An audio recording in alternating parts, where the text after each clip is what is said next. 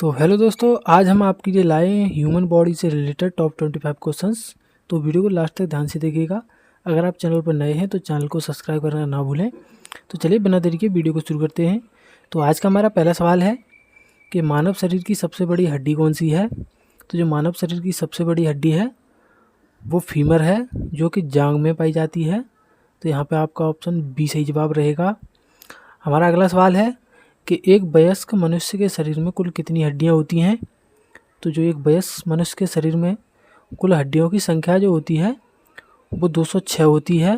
तो आपका option A सही जवाब रहेगा।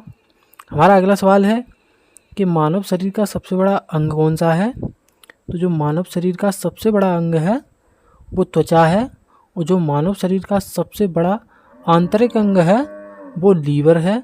तो यहाँ पे जो पूछा गया है वो सबसे बड़ा अंग है तो वो त्वचा है। यहाँ पे आपका ऑप्शन सी सही जवाब रहेगा।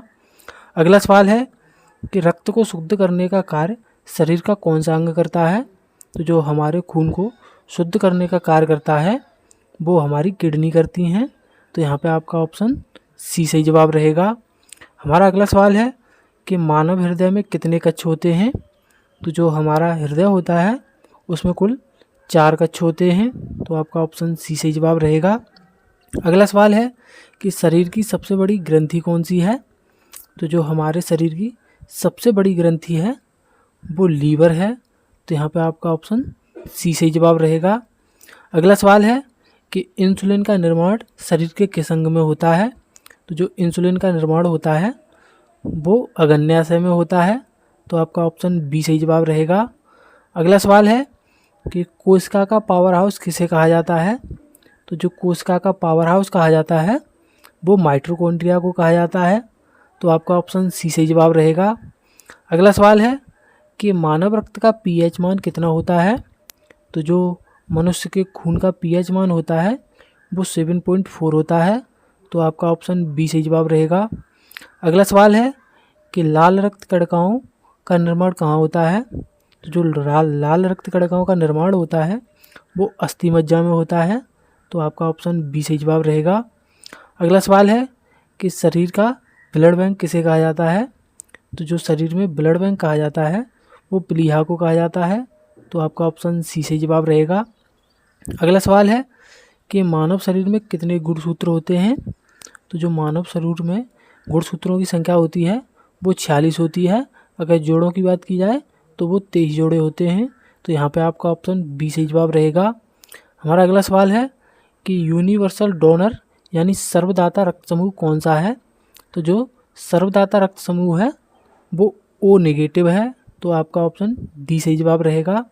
अगला सवाल है कि शरीर की सबसे छोटी हड्डी कहाँ होती है। तो जो हमारे शरीर की सबसे छोटी हड्डी होती है वो कान में होती है, जिसे हम लोग स्टपीज बोलते हैं। तो आपका ऑप्शन बी सही जवाब रहेगा। हमारा अगला सवाल है कि आँख के किस भाग पर वस्तु का प्रतिबिंब बनता है। तो जो आँख के जिस भाग पर वस्तु का प्रतिबिंब बनता है वो रेटिना पर बनता है। तो आपका ऑप्शन सी सही जवाब रहेगा। अगला सवाल है कि मास्टर ग्रंथि किसे कहा जाता है।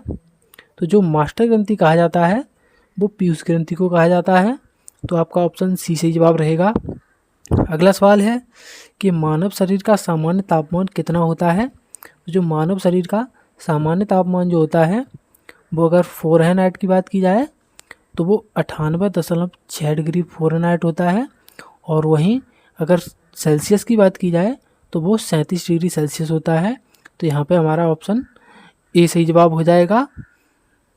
तो हमारा अगला सवाल है कि पाचन की प्रक्रिया मुख्य रूप से कहाँ संपन्न होती है। तो जो पाचन की प्रक्रिया होती है वो मुख्य रूप से छोटी आंत में होती है। तो आपका ऑप्शन बी सही जवाब रहेगा।